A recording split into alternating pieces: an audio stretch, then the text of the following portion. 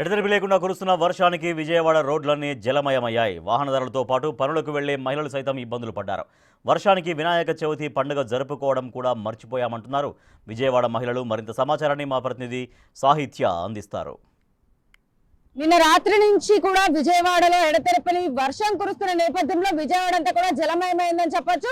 విజయవాడలో ప్రస్తుతం నేను మొగల్రాజపురంలో అయితే ఉన్నాను. మొగల్రాజపురం రోడ్లన్నీ కూడా జలమయమయ్యాయి. ఒక్కసారి మనం చూడొచ్చు, వాహనదారులందరూ కూడా ఇబ్బందులు పడుతూనే ఈ రోడ్లోనే ప్రయాణిస్తూ ఉన్నారు. ఒక్కసారిగా వర్షం తాటికి ఈ రోడ్లన్నీ కూడా మునిగిపోయిన పరిస్థితి కనపడుతూ ఉంది. నిన్న రాత్రి నుంచి కూడా ఏదైతే భారీ వర్షాలకు ఉధృతంగా అయితే కనుక ప్రవహిస్తున్న గోదావరి, కృష్ణ, తుంగభద్ర నదుల నీటి మొత్తం అంతా కూడా ఏదైతే ప్రకాశం బ్యారేజ్ వద్ద కూడా ఒకసారి అయితే నీట మునిగిన పరిస్థితి కనపడుతుంది. ఇటువైపు మొగల్రాజపురం ఏరియా ఒక్కసారి మనం చూడొచ్చు, ఈ రోడ్లన్నీ కూడా ఒక్కసారిగా నీటితో మునిగిపోయిన పరిస్థితి కనపడుతా ఉంది. భారీ వర్షాలకైతే కనుక నిన్న రాత్రి నుంచి కూడా ఆగకుండా కురుస్తూనే ఉంది వర్షం.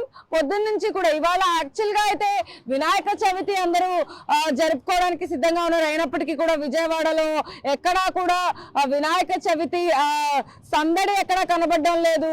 వర్షం కారణంగా అందరూ ఇళ్లలోనే గణేశుడికి పూజలు చేసుకుంటున్న పరిస్థితి అయితే ఉంది.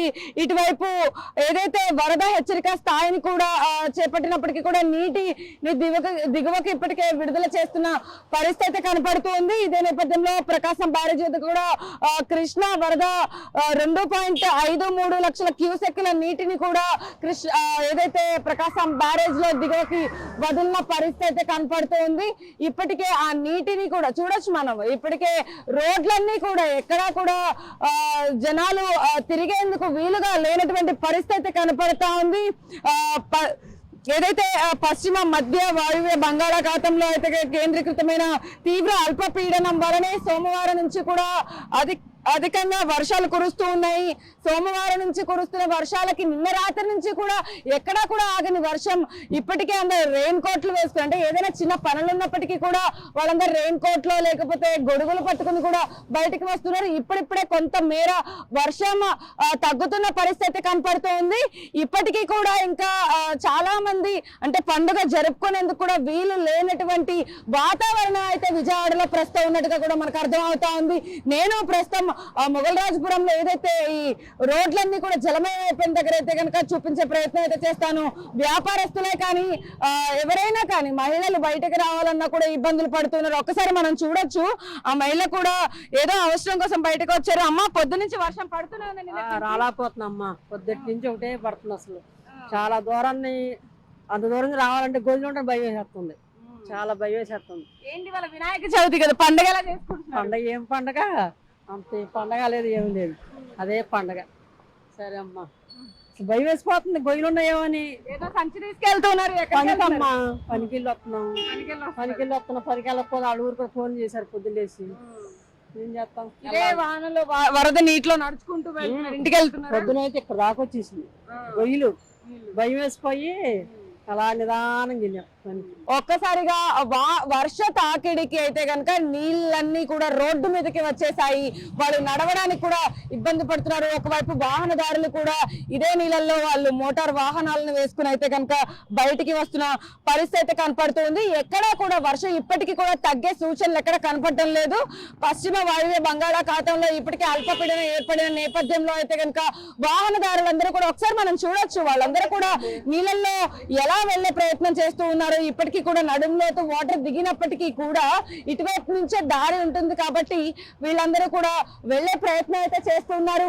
ఏదైనప్పటికీ కూడా నిన్న రాత్రి నుంచి కురుస్తున్న వర్షాలకైతే ఇప్పటికీ ఏదైతే వర్షం నీరు ఎక్కడ కూడా లోపలికి డ్రైన్ అవ్వని పరిస్థితి, వాహనదారులకైతే ఇబ్బందికరంగా మారిందని చెప్పొచ్చు. ఇటువైపు ఎవరు వాకర్స్ ఉన్నా కూడా వాళ్ళకు కూడా వెళ్ళేటటువంటి వెసులుబాటు అయితే లేదు.